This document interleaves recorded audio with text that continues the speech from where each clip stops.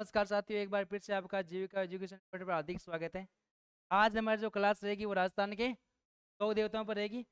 आज हमारा टॉपिक है राजस्थान के लोक देवता।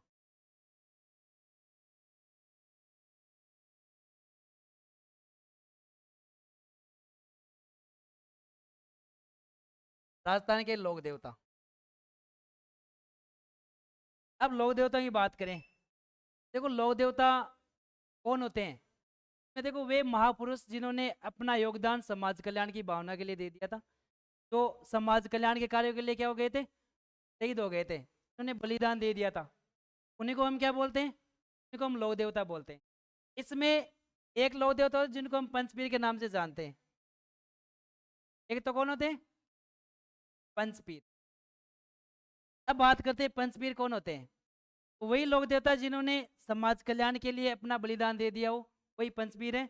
अब पंचपीर में यहाँ पर देखो, एक तो सामान्य देवता होते हैं, जैसे हम तेजाजी महाराज है, इसके अलावा मल्लीनाथ जी है, इसके अलावा कल्लाजी राठौड़ है। तो ये लोक देवता वो है जिनको केवल हिंदू पूजते हैं। तो ये तो हो जाएंगे, अन्य देवताओं में आ जाएंगे। बाकी पंचपीर कौन होते हैं, इनमें 5 देवता आ जाएंगे। इसमें कितने देवता आते हैं, 5 देवता। और 5 भी कौन से आते हैं, जिनकी पूजा हिंदू भी करते हैं और मुस्लिम समुदाय के लोग भी करते हैं। तो वे देवता जिनकी पूजा हिंदू व मुसलमान दोनों मिलकर करते हैं, वो कौन से देवता होते हैं, वो पंचपीर कहलाते हैं। अब पंचपीर कौन कौन से आते हैं उनकी बात करते हैं। तो इसमें पंचपीर में रामदेव जी कौन हो गए, रामदेव जी। रामदेव जी के बाद बात करते हैं गोगा जी महाराज, गोगा जी। तीसरी बात करते हैं बाबू जी। चौथे लोक देवता की बात करते हैं मेहाजी मांगलिया। और 5वें हैं हड़बू जी। तो ये जो 5 लोग थे तो मैंने यहाँ पर लिखे हैं, वो राजस्थान के पंचपीरों में आते हैं। इसमें पंचपीर में हो गए रामदेव जी, गोगा जी, बाबू जी, मेहा जी और हड़बू जी महाराज। इनकी जाति विशेष की बात करते हैं, जैसे रामदेव जी तंवर राजपूत थे। ये क्या थे, ये तंवर थे। रामदेव जी का जन्म तंवर राजपूत जाति में हुआ था। गोगा जी का जन्म हुआ था चौहान जाति में, ये चौहान राजपूत थे। इधर बात करते हैं पापू जी का, पापू जी राठौड़ थे। मेहा जी, देखो इनका पालन पोषण मांगलिया परिवार में होता है, इनका ननिहाल था मांगलियाओं में, इनको मांगलिया से जुड़ा मानते, तो ये मांगलिया थे। ठीक है थे, ये मांगलिया। और हड़बू जी थे सांकला। ये अलग अलग जो 5 लोक देवता है पंचपीर के नाम से जानते हैं। ये इनकी जातियां विशेष है, वो भी याद रखना आपको ना। तो ये 5 देवता है जिनको हम किस नाम से जानते हैं। अब इनके अलावा जो अन्य देवता है, देखो लोक देवता राजस्थान में कई जाएंगे। में तेजाजी महाराज भी हैं, में और बात करें तो मल्लीनाथ जी भी हैं, इसके अलावा कल्लाजी राठौड़ का नाम भी सुना होगा।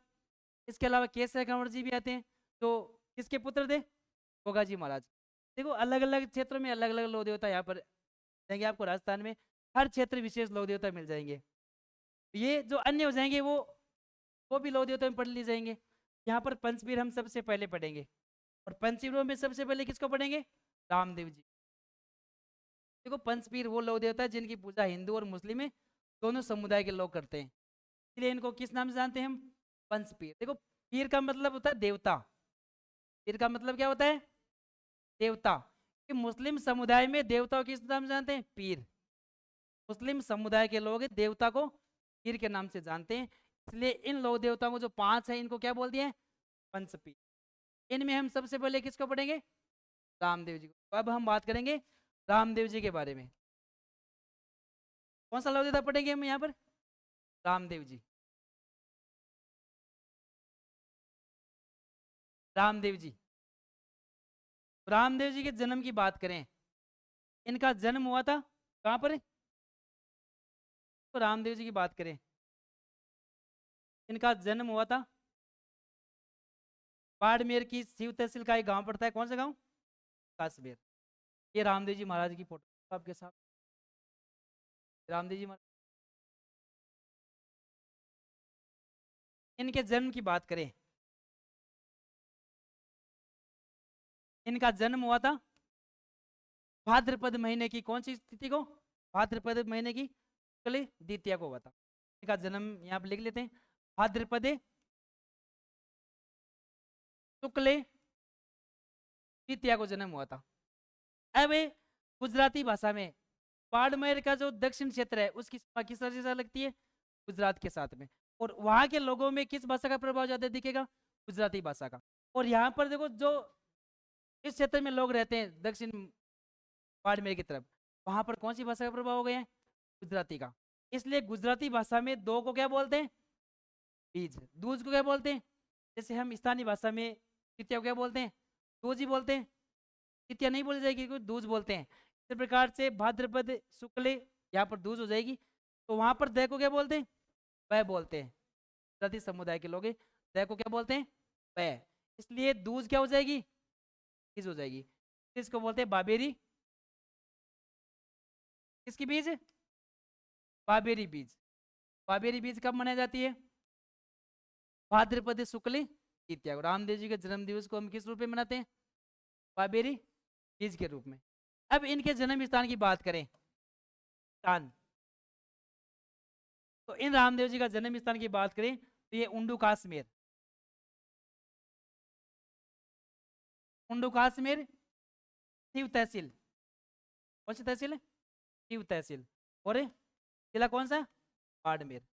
इनका जन्म हुआ था बाड़मेर में, शिव तहसील और उंडू काश्मीर गांव में इनका जन्म हुआ था। इनके माता पिता की बात करें, माता का नाम था, क्या नाम था? मेणा दे।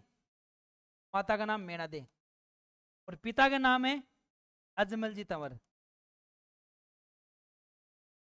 अजमल जी तंवर। जाति की बात करें तो जाति की हो जाएगी तंवर राजपूत जाती है। रामदेव जी तंवर राजपूत। इनकी बहन की बात करें, बहन का नाम क्या था? सुगना बाई।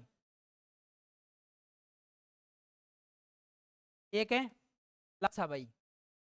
ये दो बहनें किसकी? रामदेव जी। देखो इस सुगना बाई का विवाह हुआ था उंगलगढ़ का एक राजकुमार था, उंगलगढ़, यहाँ का राजकुमार था किशन सिंह नाम का। क्या नाम था? किशन सिंह। इस किशन सिंह से रामदेव जी ने अपनी बहन की शादी कर दी थी। रामदेव जी की मुंह बोली बहन की बात करें, इनकी मुंह बोली बहन थी क्या धर्म बहन कह सकते हैं? धर्म बहन। वो थी डाली बाई। कौन थी? डाली बाई। ये डाली बाई रामदेव जी की धर्म बहन है। तो मेघवाल जाति से है। जाति क्या है इसकी? मेघवाल जाति। कि डाली बाई जहाँ की थी वहाँ के लोगों के द्वारा यहाँ पर जो नीचे कुल के लोग थे उनके साथ क्या किया जाता था? जातिगत भेदभाव किया जाता था। इनको अछूत समझा जाता था। इनको गांव के लोग कहीं से भी पानी नहीं पीने देते थे। इनके साथ क्या होता था?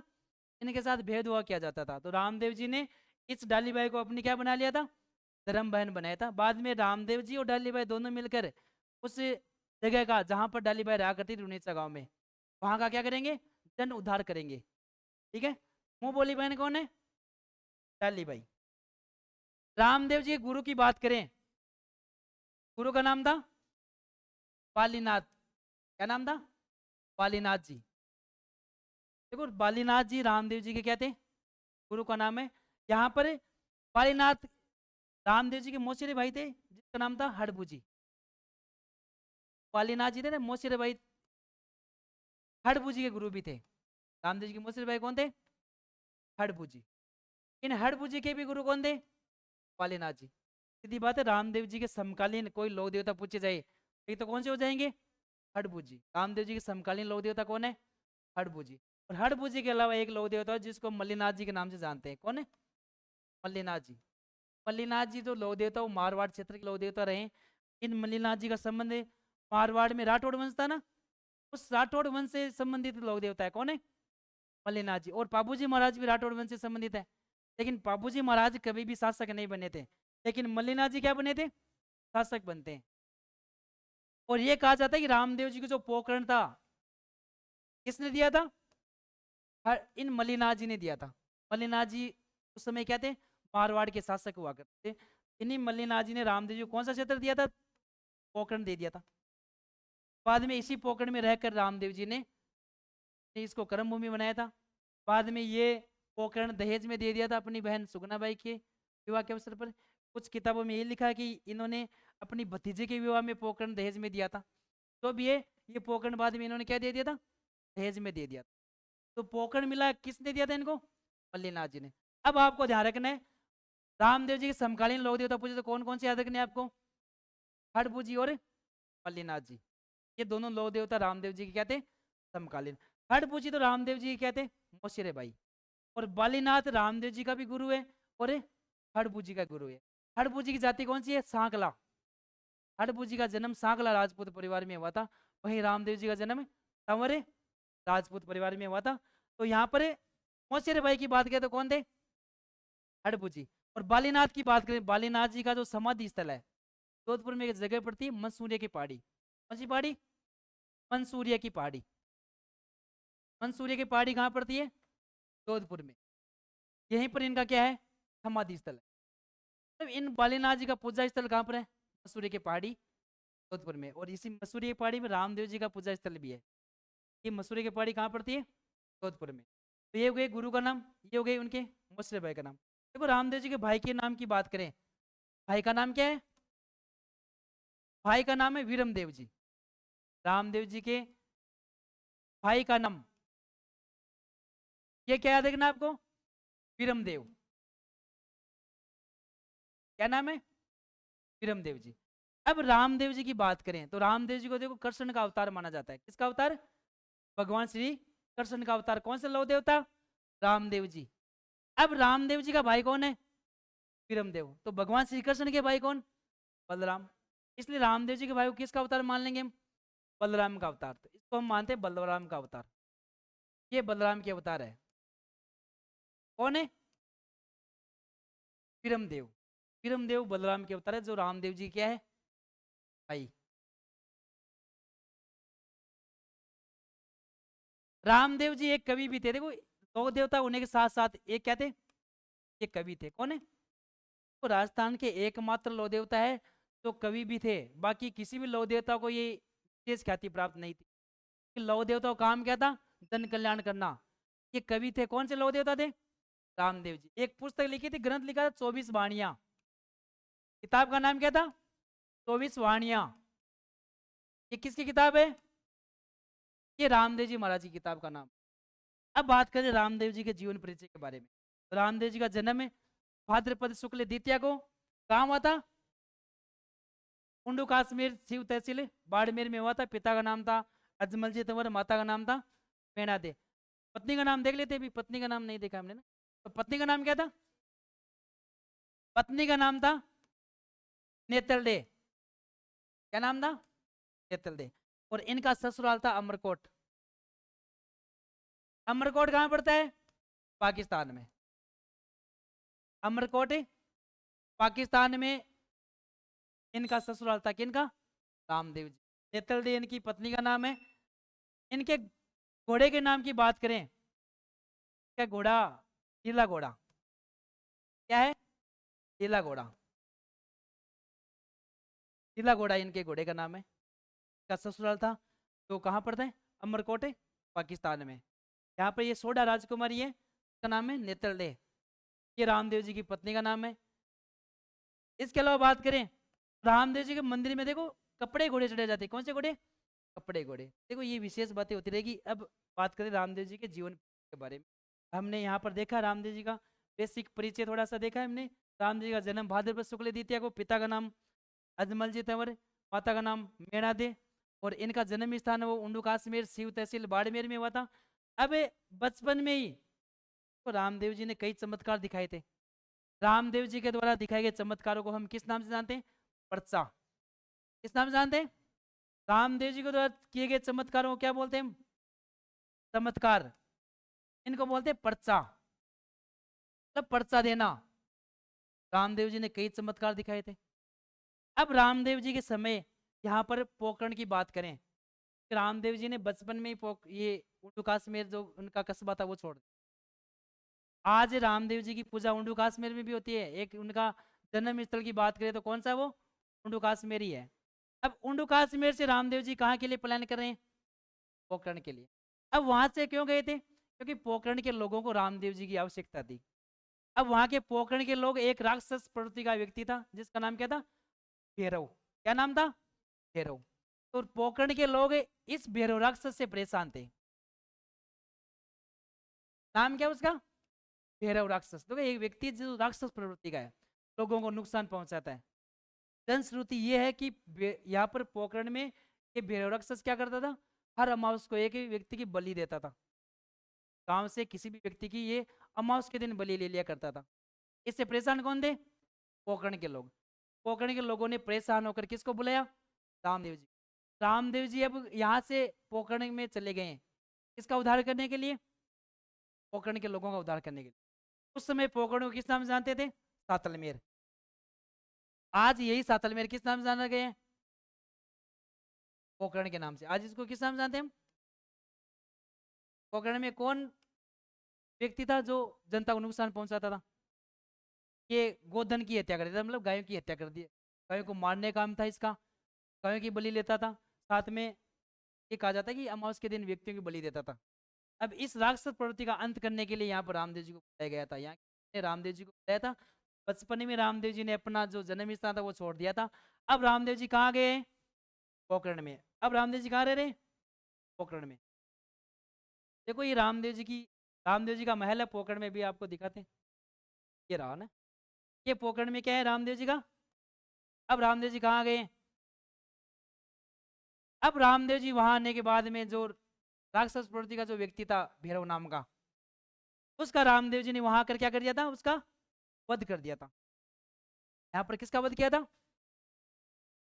भैरव का वध कर दिया था। और भैरव का वध किया तो किसका उद्धार हुआ? पोखरण की जनता का। अब रामदेव जी ने अपनी कर्म भूमि किसको बना लिया? अब रामदेव जी कहाँ रह रहे हैं? इसी महल में। तो हम रामदेव जी का महल के नाम से जानते हैं। रामदेव जी का महल कहाँ पड़ता है? ये पोखरण में पड़ता है। कहाँ पड़ता है? पोखरण में। अब मैंने ये बताया था कि रामदेव जी को जो पोखरण का क्षेत्र दिया था, कौन से लोग देवता के, कौन से लोक देवता ने दिया था? मल्लीनाथ जी ने। ये मल्लीनाथ जी ने रामदेव जी को पोखरण का क्षेत्र दिया था, ये कहा जाता है। ये इतिहास की बात है। रामदेव जी पोखरण में रह रहे हैं। अब पोखरण में इन्होंने क्या किया था? अपनी बहन की शादी कर दी थी। किससे? पोखरण में सुगना बाई का विवाह कर दिया था। यहाँ पर किशन सिंह से कर दिया था। बाद में कहा जाता है कि पोखरण को रामदेव जी ने दहेज में दे दिया था। अब रामदेव जी ने पोखरण भी छोड़ दिया है। रामदेव जी क्या छोड़ दिया? पोखरण छोड़ दिया है। अब रामदेव जी पोखरण छोड़कर कहाँ चले गए? पास में एक गांव पड़ता है जिसको हम किस नाम से जानते हैं? रुणेचा के नाम से। अब रामदेव जी कहाँ चले गए? अब रामदेव जी रुणेचा में आ गए। ये रुणेचा में रामदेव जी का मंदिर है। रामदेव जी पोखरण छोड़कर कहाँ गए? रामदेव जी पोखरण छोड़ने के बाद में रुणीचा में गांव से बाहर एक पेड़ के नीचे बैठे हुए थे। इस समय एक छोटी सी बालिका रोती हुई रामदेव जी के पास में आती है। रामदेव जी ने लड़की को देखा। रामदेव जी को देखा तो उसने पहले उसको पानी पिलाया। बाद में उससे पूछा कारण क्या रोने का। तब उस बालिका ने रामदेव जी को रोने का कारण बताया कि यहाँ के जो लोग हैं, कहाँ के लोग हैं? रुणीचा गांव के लोग। यहाँ के लोग हैं इस नीची जाति को क्या करते हैं? भेदभाव करते हैं। यहाँ पर नीचे कुल के लोगों को पानी तक नहीं पीने देते। यहाँ पर हीन भावना से देखते हैं। कौन है? तो गांव के लोग हैं। अब इसी राम इस जगह रामदेव जी ने पूरा जीवन का योगदान है वो इसी क्षेत्र में दिया था। बाद में कौन सी जगह? रामदेव जी ने सर्वाधिक उद्धार जिस जगह पे किया था वो जगह कौन सी है? किसके साथ मिलकर? डाली बाई के साथ। डाली बाई को रामदेव जी ने क्या बना लिया अपनी धर्म बहन, या आप बोल सकते हो मुंह बोली बहन। ये कौन थी? डाली बाई। डाली बाई की जाति कौन सी थी? मेघवाल जाति। डाली बाई मेघवाल जाति की थी। डाली बाई ने जब गांव के लोगों का जो रवैया था नीचे कुल के जाति के लोगों के लिए, वो रवैया जब बताया, ये कारण बताया कि ये इस प्रकार से लोग नीचे कुल के जाति को यहाँ पर नुकसान पहुंचाते हैं, यहाँ पर भेदभाव करते हैं, तब रामदेव जी ने डाली बाई के साथ मिलकर सबसे पहले कौन सी जगह का उद्धार करने की थी? रामदेव जी और डाली बाई दोनों ने मिलकर यहाँ पर रूणीचा जाकर एक पंथ चलाया है, उसको हम बोलते हैं कामड़िया पंथ। कौन सा पंथ है? कामड़िया पंथ। पंथ का नाम क्या है? कामड़िया पंथ। कामड़िया पंथ का संबंध किस लौह देवता से रहा है? रामदेव जी। और कहाँ चलाया था? रूणीचा में। कहाँ चलाया था? रूणीचा में। किसके साथ मिलकर? डाली बाई के साथ मिलकर। अब वहां पर देखो रामदेव जी ने रूणीचा में जाकर किस किस का विरोध किया था? एक तो किया था जातिगत भेदभाव का विरोध किया था। जातिगत भेदभाव का विरोध किया था। ये भाई भेदभाव नहीं होना चाहिए, जातिवाद नहीं होना चाहिए। मूर्ति पूजा का विरोध किया था। रामदेव जी मूर्ति पूजा के विरोधी थे। रामदेव जी किसके विरोधी थे? मूर्ति पूजा के विरोधी थे। रामदेव जी का मानना था कर्म ही व्यक्ति को सही रास्ता दिखाता है। कर्म ही क्या होता है? कि अच्छा भाव होता है उस व्यक्ति का, तो कर्म करते रहो, फल मिलता रहेगा। ये रामदेव जी का मानना है। यहाँ पर रामदेव जी ने मूर्ति पूजा का विरोध किया था, यहाँ पर रामदेव जी ने जातिगत भेदभाव का विरोध किया। भेदभाव समाज में जो अछूत लोगों का उनका उद्धार किया था। यहाँ पर किसने? रामदेव जी। अछूत लोगों का उद्धार भी किसने किया था? रामदेव जी ने। तो यहाँ पर रामदेव जी को जिस भेदभाव को लेकर यहाँ पर जो आंदोलन चला रहे थे, जहां पर ये संगठन बनाया था, संगठन कौन सा था? कामड़िया पंथ। काम क्या था कामड़िया पंथ का? जातिगत भेदभाव को मिटाना, मूर्ति पूजा का विरोध करना, सामाजिक कल्याण को बढ़ावा देना, ये काम था। कहाँ पर है? कहाँ पर है? नीचा में।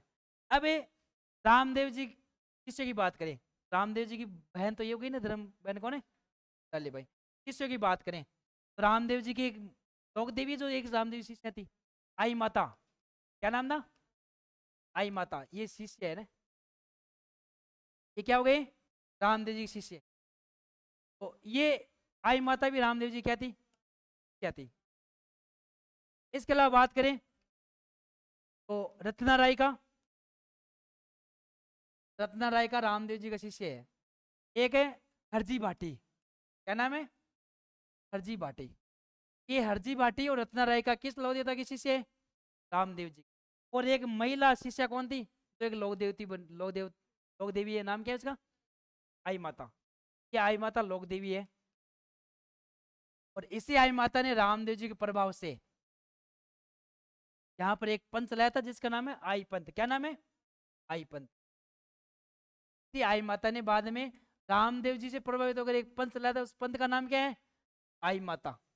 आई माता की बात करें तो आई माता आपको पता है, आई माता सिरवी समाज की क्या है? देवी। आई माता राजस्थान में सिरवी जाति होती है, सिरवी जाति की कुल देवी है। ये कौन है? ये आई माता है, रामदेव जी की शिष्या है। यही आई माता बाद में कौन सा पंथ चलाती है? कौन सा पंथ है? आई पंथ। और यही आई माता किस समाज की कुल देवी है? सिरवी समाज। और यही आई माता का मंदिर है जहाँ से 24 घंटे का टपकती है, टपकती है। कौन सा मंदिर है? क्या आई माता है बिलाड़ा जोधपुर में। इनका क्या बना हुआ है? लोक देवी जो आई माता है, इनका मंदिर कहाँ बना हुआ है? बिलाड़ा। बिलाड़ा कहाँ पड़ता है? जोधपुर। इनके मंदिर में ये कहा जाता है कि 24 घंटे इनके मंदिर में क्या टपकती है? केसर। यही आई माता रामदेव जी की क्या थी? क्या याद रखना है? कौन सी लोक देवी रामदेव जी की क्या थी? आई माता।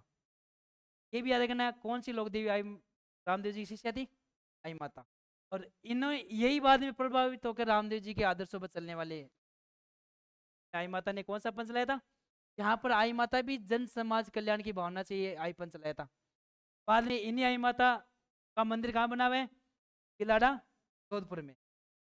वो 24 घंटे जो कैसे टपकने वाली बात बताइए, कौन से मंदिर से जुड़ी हुई है? किलाड़ा जोधपुर में। किस लोक देवी का मंदिर है? आई माता। अब यहाँ पर डाली भाई और रामदेव जी ने दोनों ने मिलकर यहाँ पर कामड़िया पंथ के लोगों को एकजुट कर कर यहाँ पर कामड़िया पंथ चलाया था। कामड़िया पंथ में विशेषकर कौन से लोग जुड़े हुए थे? कामड़िया पंथ के। और बाद में यही कामड़िया पंथ के लोग रामदेव जी क्या बनेंगे? पुजारी बनेंगे। जाति कौन से होते हैं कामड़िया? देखो विशेष रूप से मेघवाल जाति के लोग होते हैं। इसमें कौन से होते हैं?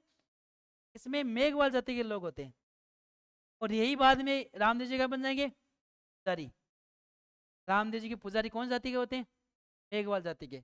और कौन सी जाति होती है वो मेघवालों में? कामड़िया जाति के। और यही बाद में मेघवाल जाति के पुजारी क्या कहलाएंगे? रिखिया। रामदेव जी के पुजारी को क्या कहेंगे हम? क्या कहेंगे? अब यहाँ पर जन कल्याण कार्य कर दिया, रामदेव जी ने कर लिया, अब तालिबान ने भी कर लिया। अब इनका निश्चित समय आ चुका था, अब इनका समाधि का समय वो ठीक था। यहाँ पर रामदेव जी से एक दिन पहले, रामदेव जी से एक दिन पहले की बात करें तो भाद्रपद शुक्ल दशमी को यहाँ पर किसने समाधि ले ली थी? तालीबाई ने। राम सरोवर की पाल पर तालीबाई ने क्या ले ली थी? समाधि ले ली थी। तो ये राम सरोवर है। ये कहा जाता है कि रामदेव जी ने यहाँ पर जन कल्याण के लिए ये एक सरोवर खुदवाया था। तो इस सरोवर का नाम क्या है? राम सरोवर। रामदेव जी ने खुदवाया था, इसलिए नाम क्या पड़ गया इसका? राम सरोवर। ये भी कहाँ पड़ता है? रुणीचा में। कहाँ पड़ता है? इसी की पाल पर यहाँ पर भाद्रपद शुक्ल दशमी को, कब की बात है? भाद्रपद शुक्ल दशमी को रामदेव जी ठीक एक दिन पहले तालीबाई ने समाधि ली थी। तालीबाई ने समाधि ली है। फिर अगले दिन का मतलब भाद्रपद शुक्ल एकादशी को इसी राम सरोवर झील में रामदेव जी ने जल समाधि ली थी। कौन समाधि ली थी? जल समाधि। किसमें? राम सरोवर में। राम सरोवर में भाद्रपद शुक्ल द्वितीया को, सॉरी एकादशी को रामदेव जी ने इसी जल में क्या ले ली थी? जल समाधि ले ली थी। फिर समाधि, अब देखो माध्यमिक शिक्षा बोर्ड की किताब है ना, माध्यमिक शिक्षा बोर्ड 10वीं की में लिखा हुआ है कि रामदेव जी ने राम सरोवर के पास में फिर समाधि ली थी। ठीक है, ये 1458 की बात है ना, इस बात कहता हूँ। ये राम सरोवर में समाधि ली थी किसने? रामदेव जी। बाद में रामदेव जी का मंदिर इसी रुणीचा में किसने बनाया था? रामदेव जी का मंदिर बनाया था। ये रामदेव जी का मंदिर देखो आप, का मंदिर है ये रामदेव जी का मंदिर है। ये मंदिर बनाया था 1931 में। तो आप आज का मंदिर देख रहे हो, किसने बनाया था? महाराजा गंगा सिंह ने। कहाँ के राजा? 1931 में बीकानेर के महाराजा कौन है? गंगा सिंह ने ये मंदिर बनाया था। महाराजा गंगा सिंह ने तो रामदेव जी का रुणीचा में जो मंदिर बना हुआ है वो मंदिर बनाया था 1930 में। किसने बनाया था? बीकानेर के शासक महाराजा गंगा सिंह ने। तो हम आधुनिक भारत का क्या कहते हैं? भागीरथ के नाम से जानते हैं। जिन्होंने गंगा नदी का पानी, मतलब जो हिमालय का पानी सबसे पहले राजस्थान में लेकर आए थे, वो कौन थे? गंगा सिंह जी। इनको आधुनिक भारत का भागीरथ। गंगा नहर 1927 में लेकर आए थे गंगा सिंह जी। यही गंगा सिंह जी 1931 में पोखरण के पास 10-11 किलोमीटर पड़ता है रुणीचा, वहां पर रामदेव जी का मंदिर बनाया था। आज रामदेव जी का इसी रुणीचा को किस नाम से जानते हैं? रामदेवरा। क्या बोलते हैं? रामदेवरा। देखो यहाँ पर विशेष बात है कि देवरा, रामदेव जी के मंदिर को क्या कहते हैं? देवरा कहा जाता है। याद रखना, रामदेव जी का मंदिर क्या कहलाता है? मंदिर को देवरा कहा जाता है। याद रखना, रामदेव जी का मंदिर क्या कहलाता है? देवरा कहलाता है। ये उड़ीसाबाद में किस नाम से पड़ गया था इसका नाम? इस मंदिर के जो पुजारी होते हैं वो मैंने बताया अभी मेघवाल जाति के होते हैं। कौन जाति के? मेघवाल जाति के होते हैं। रामदेव जी के पुजारी कौन सी जाति के होते हैं? मेघवाल जाति। और कौन से पंथ, मतलब कामड़िया जाति के होते हैं, कामड़िया। और भक्तों क्या कहा जाता है? रामदेव जी के जो मेघवाल जाति भक्त होते हैं उसको बोलते हैं रिखिया। क्या बोलते हैं? रिखिया। रामदेव जी का मेला, यहीं पर मेला लगता है रामदेव जी का। मेले की बात करें तो रामदेव जी का जन्मदिन भाद्रपद शुक्ल द्वितीय को हुआ था। वहां से लेकर समाधि तक, समाधि कब हुई थी? भाद्रपद शुक्ल एकादशी तक लगता है मेला। भाद्रपद शुक्ल द्वितीय से भाद्रपद शुक्ल एकादशी तक रामदेव जी का प्रतिवर्ष मेला लगता है। कहाँ पर? रामदेवरा में। रामदेव जी का उन्नीस का नाम क्या पड़ गया? रामदेवरा। रामदेव जी का मंदिर किसने बनाया था 1931 में? महाराजा गंगा सिंह ने। रामदेव जी पुजारी कौन जाति के होते हैं? मेघवाल जाति के, कामड़िया पंथ के होते हैं। और इनके भक्तों क्या बोलते हैं? सिखिया। रामदेव जी के मंदिर में जो ध्वजा होती है, मंदिर की ध्वजा,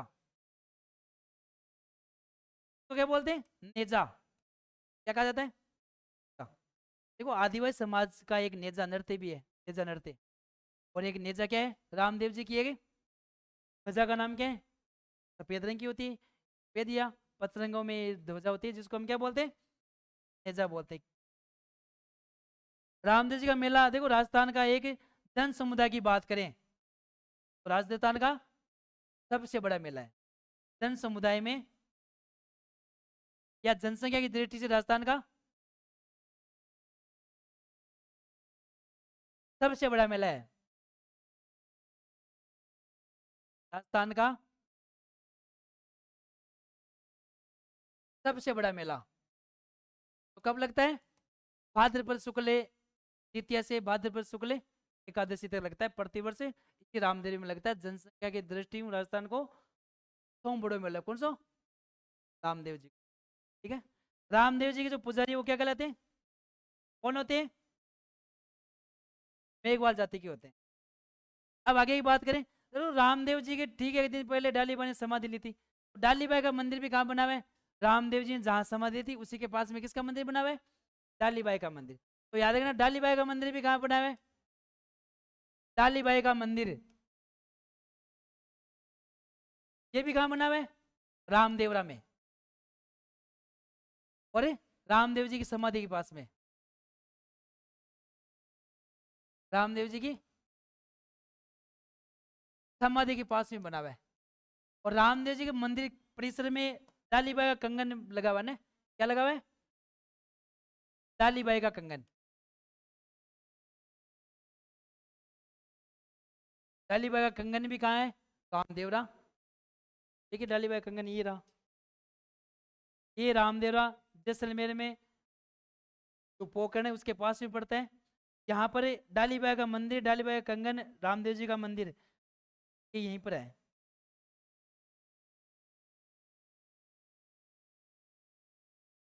ये है डालीबाई का।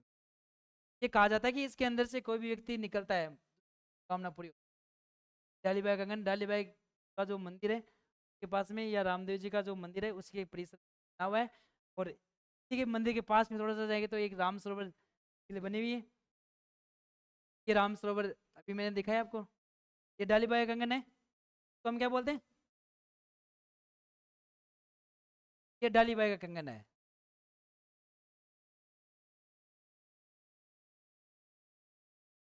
ये रामदेव जी का जो मंदिर कैंपस है वहां पर ये किले कंगन। अब बात करें रामदेव जी के याद में मेले के अवसर पर कौन सा नृत्य प्रसिद्ध है? तेरह ताल नृत्य। कौन सा नृत्य? तेरह ताल नृत्य। देखिए तेरह ताल नृत्य आपके सामने रहा, देखो ये एक नृत्यांगना है, पेट का नृत्य कर रही है ना, यही तेरह ताल नृत्य का सीन है। ने अपने पैरों में कुछ मंजीरे बांध कर रखे हैं, मुंह में तलवार लेकर एक महिला है जो बैठ कर नृत्य कर रही है। तो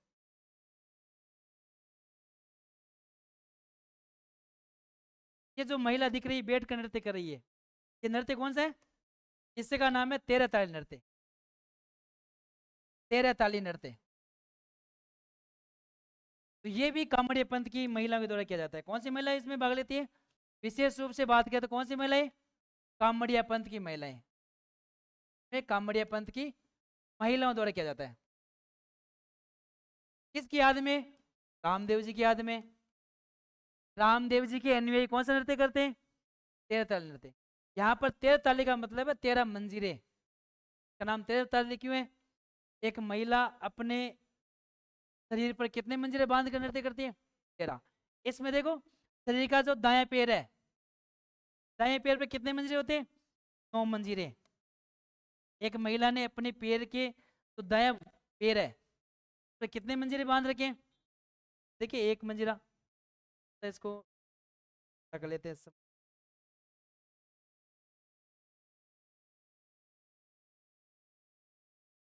ये दिख रहा है ना। तो ये इस प्रकार से 13 मंजिलें आपको दिख रही होंगे ना, इसमें यहाँ पर 13 मंजिलें हैं। तो ये हो गई। फिर बात करें बाकी 4 की, तो एक इस हाथ में, एक उस हाथ में, तो कितने हो गए? 9 2 11। और 2 कोहनी पे लगे होते हैं, अकेला 2 तो कोहनी पे मंजिलें बांधती हैं, तो हाथों में 4। फिर दाएं पैर पे कितने होते हैं? 9 मंजिले। कितने मंजिले होते हैं? इस नृत्य का नाम क्या है? 43। राजस्थान का एकमात्र लोक नृत्य जो बैठ कर किया जाता है, याद रखना। नृत्य कैसे किया जाता है? बैठ कर किया जाता है। राजस्थान का एक ही लोक नृत्य जो बैठ कर, बाकी सारे नृत्य खड़े कर किए जाते हैं। कोई भी नृत्य नहीं है जो बैठ कर, ये 13 नृत्य बैठ कर किया जाता है। इस लोक नृत्य को रामदेव जी को नृत्य है, रामदेव जी की याद में कराया जाता है। कमड़े पंथ की महिलाएं इसमें भाग लेती है, बैठ कर नृत्य किया जाता है। ये रामदेव जी के मेले के अवसर पर ज्यादा किया जाता है। इस लोक नृत्य को लोकप्रिय बनाने वाली महिला का नाम पूछे तो कौन सी होगी? मांगी बाई। क्या नाम था? मांगी बाई ने इस लोक नृत्य को राष्ट्रीय स्तर पर प्रसिद्धि लाई थी, मांगी बाई। और ये थी पाली जिले की पादरला गांव की। कौन सा गांव? पादरला गांव। पाली का पादरला गांव की रहने वाली थी। इन्होंने 1954 में, कब की बात है? 1954 में मांगी बाई ने ये नृत्य किसके सामने किया था? देश के पहले प्रधानमंत्री पंडित जवाहरलाल नेहरू के सामने मंच पर किया था। उस समय ये लोक नृत्य क्या बन गया था? राष्ट्रीय स्तर पर इसको प्रसिद्धि दिलाने वाली महिला कौन थी? मांगी बाई। तो 54 की बात है। मांगी बाई इस 13 नृत्य की प्रसिद्ध नृत्यांगना है। कौन है? मांगी बाई। रामदेव जी के अन्य मंदिर की बात करें, एक तो मसूरी की पहाड़ी जोधपुर में बना हुआ है, एक है खुंडियास में। खुंडियास, खुंडियास पड़ता है डीडवाना कुचामन जिले में। खुंडियास, यहाँ पर जो मंदिर बना है उसको बोलते हैं छोटा रामदेवरा। क्या बोलते हैं? छोटा रामदेवरा। छोटा रामदेवरा राजस्थान में कहाँ पड़ता है? खुंडिया से डीडवाना कुचामन में पड़ता है। कहाँ पड़ता है? डीडवाना कुचामन में जो रामदेव जी का मंदिर बना है उसको हम बोलते हैं छोटा रामदेवरा। बड़ा रामदेवरा वो पोखरण वाला है, जहाँ पर रुनीचा वाला है ना रामदेवरा, वो बड़ा रामदेवरा है। एक गुजरात में, गुजरात के लोग भी रामदेव जी को सौ देवता में पूजते हैं, उनकी यात्राएं करते हैं। तो ज्यादा भक्त राजस्थान के बाद में बात करें तो कहाँ के? गुजरात के ये रामदेव जी। गुजरात में भी एक छोटा रामदेवरा का मंदिर बना हुआ है, छोटा रामदेवरा। ये कहाँ बना हुआ है? गुजरात में। रामदेव जी का जन्म स्थल कुंडू काश्मीर, कौन सी जगह? कुंडू काश्मीर। यहाँ पर भी रामदेव जी का बना हुआ है, मंदिर बना हुआ है, रामदेव जी का मंदिर। ये कुछ रामदेव जी के जो पूजा स्थल है अन्य जगहों पर, वो मैंने बताया आपको। जैसे कुंडियास में एक मसूरी की पहाड़ी पे बना हुआ है, मंसूरिया की पहाड़ी, मंसूरिया की पहाड़ी, यहाँ पर भी रामदेव जी का मंदिर बना। प्रकार से राजस्थान के सबसे बड़े मंदिर की बात करें रामदेव जी, कौन सा है वो? रामदेवरा वाला है, जहाँ पर प्रतिवर्ष भाद्रपद शुक्ल द्वितीय से लेकर एकादशी तक रामदेव जी का बड़ा विशाल मेला लगता है। राजस्थान में जनसंख्या की दृष्टि से राजस्थान का एक सबसे बड़ा मेला है। किसका? रामदेव जी। इसके अलावा बात करें रामदेव जी का सभी लौ देवता में, सभी लौ देवता में सबसे लंबा लोकगीत है। सबसे लंबा गीत किसका है? रामदेव जी। सभी लोक देवताओं में सबसे लंबा गीत किसका है? रामदेव जी का। इसके अलावा बात करें रामदेव जी की नायक और कामड़ जाति के भोपे। देखो भोपा का मतलब पुजारी होता है ना, यहाँ पर मैं बोल रहा हूँ भोपे, भोपे का मतलब होता है पुजारी। नायक और कामड़िया जाति के भोपे रावण, यहाँ पर रामदेव जी क्या करते हैं? खड़ग का वाचन करते। रामदेव जी की फड़ का वाचन कौन करते हैं? खड़वाचन। नायक वह कामड़िया जाति के भोपे प्रतिवर्ष यहाँ पर देखो खड़ का वाचन करते हैं। पढ़े रामदेव जी। और कौन सा वाद्य यंत्र साथ में रखते हैं? रावणता। रावणता वाद्य यंत्र के साथ रामदेव जी की फड़ का वाचन किया जाता है। और 13 ताली नृत्य के समय कौन सा वाद्य यंत्र बजता है? तो मंजीरा बजता है, मंजीरा। इसके अलावा चौतारा, पियानो बोलते हैं ना इसको। तो ये वाद्य यंत्र देवता नृत्य के समय बजा जाते हैं। और ये फड़के वाचने के समय कौन सा वाद्य यंत्र? रावण हत्था। तो ये था आज हमने रामदेव जी के बारे में पढ़ा है। तो अगली क्लास में हम अन्य लौह देवता के बारे में पढ़ेंगे। तब तक के लिए धन्यवाद।